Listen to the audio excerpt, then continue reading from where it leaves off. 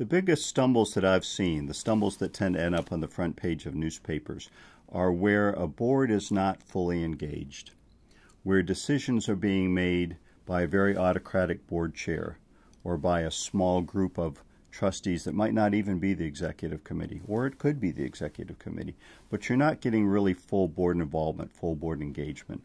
Oftentimes this is an issue around the compensation of the president, and again, that decision being made in a very small group. Everyone that's around the trustees table is there for a reason. Everyone that's around the trustees table has a fiduciary responsibility. So if you don't have that information in front of you, let's talk about compensation. If you've got a process where the rest of the trustees have no opportunity to ask questions about why compensation was set at the level it was, or what the goals and objectives are for the president going forward, what an incentive bonus might look like, and what are the things we're incentivizing. If you don't have the full board involved in that process, it's a recipe for front page news. Poorer decisions are inevitably going to be made. And when you've seen these kinds of stories, that's usually what's happened. Single board chair or a very small group are making those decisions. So full board engagement. You can have the heavy lifting being done by a comp committee, an executive committee, or a specific committee for the issue that's before the board. But ultimately, they're committees. Bring it back to the full board, get full board engagement. That's really the best way to go. Another mistake that boards make sometimes, however well-intentioned, is to expose themselves to personal liability.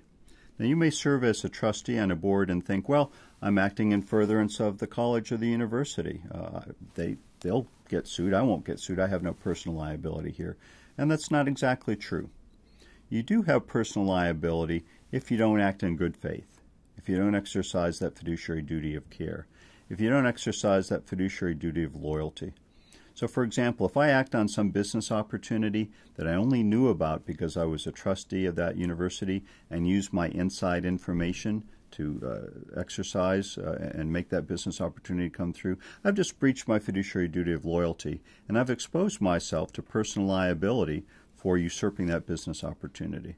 There are all kinds of ways in which you can do that. Another way of exposing yourself to personal liability goes back to the duty of care is not coming to the meetings, not reading the materials, voting when you don't have any clue what you're voting about, or not showing up and voting at all. You can have personal liability, you can have responsibility in that regard.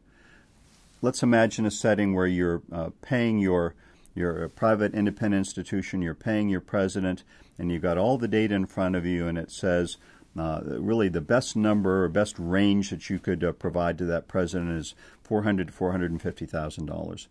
And then you sit around the board and you say, well, we're going to pay this president $800,000 because by God, she's worth it. She works her fingers to the bone. She has given everything to this university. We just think she's one in a million, and we're going to give her $800,000. Well, that may be very well intended, and every word of that may be true. But as a matter of law, you've just ignored the hard objective evidence of what that position is worth. And you've said, the heck with that, we're going to make our own decision. Now you've acted in a way that exposes yourself to personal liability under what are called the intermediate sanctions law. In the worst case, you could be paying $20,000 out of your own pocket because of that well-intended but clearly erroneous decision that you made. So personal liability is another area where boards make mistakes. If you honor your fiduciary duty, if you do those things we've talked about, your risk of personal liability is quite small.